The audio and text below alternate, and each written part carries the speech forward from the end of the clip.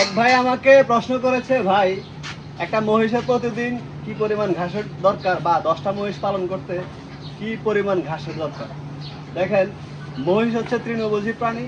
এরা তৃণটাকে খুব ভালো শুট করে। তারা দানাদার খাবারের তুলনায় ঘাস মহিষ কিন্তু খুব ভালো পছন্দ করে, খায় ভালো। তাই আমরা মহিষকে ঘাসের যোগানটা আগে দেওয়ার চেষ্টা করব। আপনি বাণিজ্যিক একটা খামার করার আগে আপনি যদি তাদেরকে পর্যাপ্ত পরিমাণ ঘাস দিতে পারেন, ঘাসের প্রাপ্যতা নিশ্চয়তা করতে পারেন, তাহলে আপনি সফল খামারি হবেন। একটা মহিষ যদি 2 বেলায় 15 কেজি করে 30 কেজি ঘাস খায়, তাহলে মাসে 900 কেজি। আর মাসে যদি 900 কেজি ঘাস হয়, আপনার 10টা মহিষের 9 টন ঘাসের প্রয়োজন। আর 1 বিঘা স্ট্যান্ডার্ড আপনার আমাদের যে চাষকৃত ঘাস আছে, নেপিয়ার, পাঞ্চং, স্মার্ট নেপিয়ার বা জারা 1, জারা F2, এই জাতীয় যে ঘাসগুলো আছে সেইগুলো ফলন হয় বিঘা প্রতি 10 থেকে 12 টন।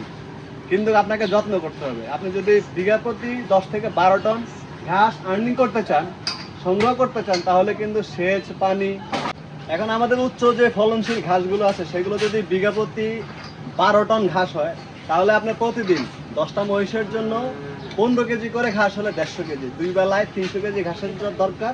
আপনাকে জমি চাষ করতে হবে অন্তত 4 বিঘা জমি। কারণ একটা ঘাস কাটার পর অন্তত 40-45 দিন, 50 দিন পরে ফলন পাওয়া যায় উচ্চ ফলনশীল যে ঘাসগুলো, যেমন আমরা করি নেপিয়ার এবং আমাদের জার্মান ঘাসটা, জার্মান F1, F2, এগুলো খুব ভালো ফলন হয়। তাই আমরা খামার হিসেবে আপনার সকল খামারিরা এই ঘাসটা খুব ভালো চাষ করে।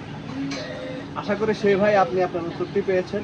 আর তৃণভোজী প্রাণী, তৃণটাই তাদের মেন খাবার।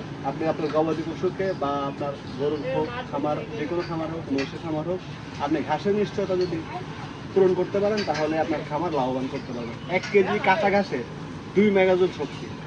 আর একটা গরু মহিষ যদি দুধ দেয়, দুধের মহিষ তার হিসাবটা আলাদা। আর যদি দুধের গাভী হয়, তার হিসাবটা আলাদা। তাই আপনি তাদেরকে কাঁচা ঘাস নিশ্চয়তা দিতে পারলে আপনার খাবার খরচ, দানাদারের যে খরচটা, সেটা কমাতে পারবেন। তাই সকল খামারিরা ঘাসের প্রতি ফোকাস দিন। ঘাস যত বেশি করতে পারবেন, আপনার খামার তত লাভবান হবে।